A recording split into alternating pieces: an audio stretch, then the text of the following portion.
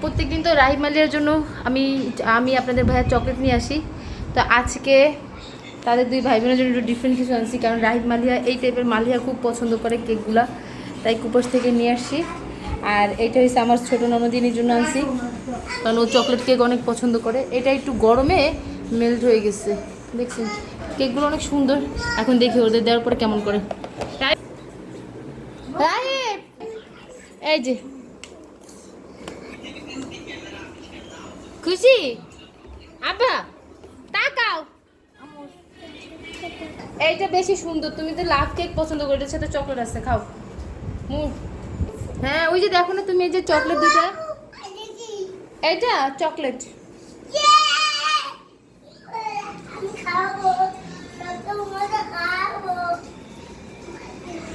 খাও। এই না চামচ না বা চামচ, এই না, হ্যাঁ যাও বসে খাও।